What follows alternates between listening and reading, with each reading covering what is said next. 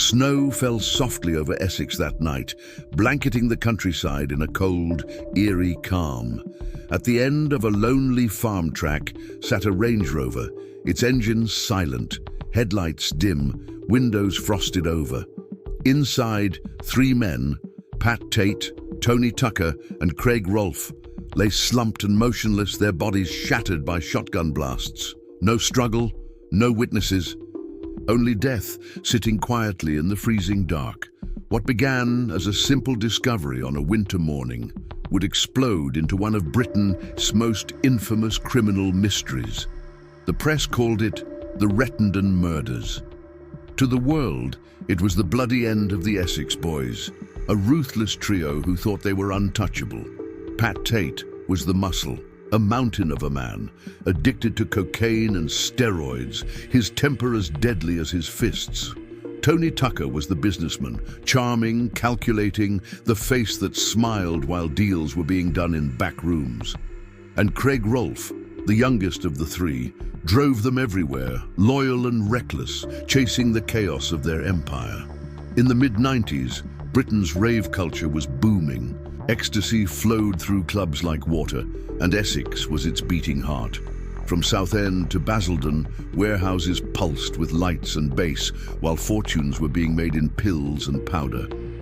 The Essex Boys controlled nearly a third of it, an empire built on intimidation, violence, and greed.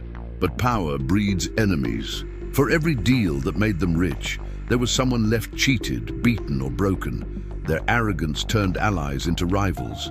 Their greed drew the gaze of people far more dangerous than them. And when those people move, they don't miss. By December 1995, the trio had made too many enemies. A $60,000 drug debt had gone bad. Rumors of betrayal circled like vultures. And in the background, police were already watching, desperate to bring down the gang that flaunted their crimes in nightclubs and newspapers.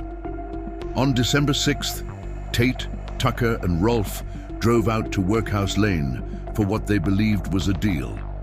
Instead, they drove into an ambush. Who set it up and why would remain the question that haunts Essex to this day. When detectives arrived the next morning, the scene was hauntingly quiet.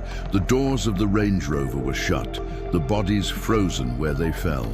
No signs of a struggle, no weapon left behind, just 8 spent shotgun shells scattered in the snow. It looked too clean, too controlled, as if the killer had rehearsed every second. Detective Superintendent Ivan Dibley led the investigation. He had seen gangland killings before, but never one this meticulous. To him, it was clear, this wasn't a deal gone wrong. This was an execution. He called the investigation Operation Century. 40 officers were assigned, and every resource of Essex police was thrown at the case. They collected fingerprints, mapped phone calls, and tracked financial trails, but each lead dissolved into nothing. The fingerprints inside the car all belonged to the victims. The phone records led to dead numbers and burner lines. The bullets told them only what they already knew. Someone had fired at point-blank range and meant every shot. As weeks turned into months, pressure mounted. The public was terrified. Headlines screamed of drug wars and police failures. Politicians demanded answers. And deep inside the force, whispers began that maybe the truth wasn't being found because no one wanted it found. Desperation led to darker methods. With help from Special Branch, officers posed as Irish smugglers, calling relatives and girlfriends of the dead. They threatened, coerced, manipulated, anything to shake loose a confession or a clue. The calls were cruel and constant. One woman, Donna Jaggers, Craig Rolfe's partner, was tormented for weeks. Her life turned into a psychological battlefield. Police called it pressure. Everyone else called it abuse. Then, a break, or so they thought.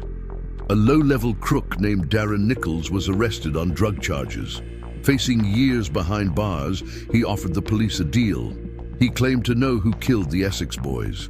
His story was neat, simple, and convenient. 2 names, Michael Steele and Jack Holmes. Steele was a known smuggler, smart, careful, with a reputation for big deals. Holmes was his quiet partner, loyal but deadly when needed. Nicholls said they lured the trio to the farm track, promising a major drug shipment, then executed them in cold blood as payback for a botched deal over bad cannabis. It sounded believable, too believable, but under pressure, police clung to it like a lifeline. Phone data placed Steele and Holmes near Rettendon that night. Nicholls' version fit the timeline, and after months of dead ends, that was enough. In January 1998, the Old Bailey became a theater. The trial of Michael Steele and Jack Holmes captured the nation. The prosecution painted Nicholls as a man haunted by guilt, a reluctant witness risking his life for justice. The defense tore into him as a liar, a manipulator, a man who would sell his soul to save his skin. But the jury had grown weary of the headlines. They wanted closure. After weeks of testimony, Steele and Holmes were both convicted and sentenced to life in prison. Nicholls vanished into witness protection, given a new identity and a quiet life. For the police, the case was closed. For everyone else, it was just beginning. As years passed, cracks began to show. There was no forensic evidence linking Steele or Holmes to the murders. No witnesses who saw them near the scene. Just one man's story, a man who walked free.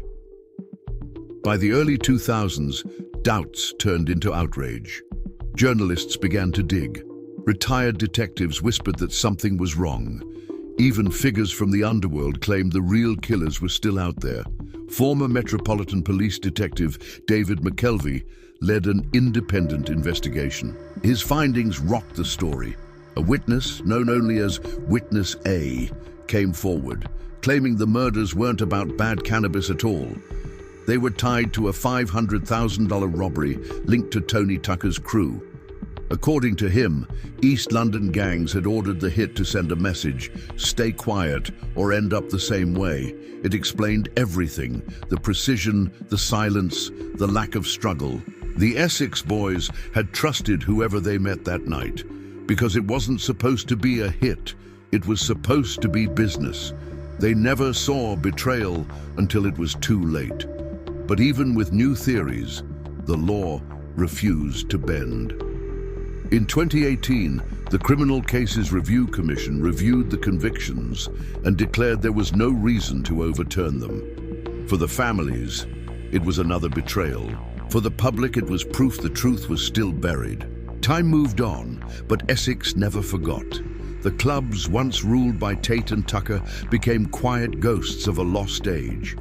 The rave scene that had birthed an empire turned into nostalgia. But the legend of the Essex Boys refused to die. Movies like Essex Boys and Rise of the Footsoldier immortalized them as anti-heroes, dangerous men undone by their own greed. True crime books filled shelves. Tourists visited Workhouse Lane, standing in silence where the Range Rover once sat. Death had become a destination. Meanwhile, technology advanced, forensic science evolved. Experts spoke of DNA traces still locked in evidence, waiting for modern tools to speak. Ballistics could now reveal microscopic signatures, as AI could rebuild old phone records, tracing movements minute by minute. Hope lingered that one day the fog around Rettendon might finally lift. But even with time and truth closing in, questions remain. Was Darren Nicholls telling the truth, or did he play the system perfectly?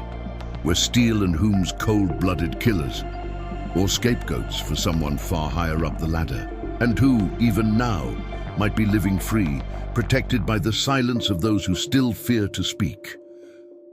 The Essex Boys story isn't just about gangland violence. It's about greed. It's about loyalty twisted into betrayal.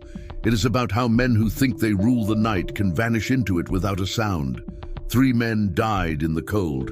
2 men were caged, maybe innocent, maybe not. And the rest of us are left with a question that refuses to fade. Who really killed the Essex Boys?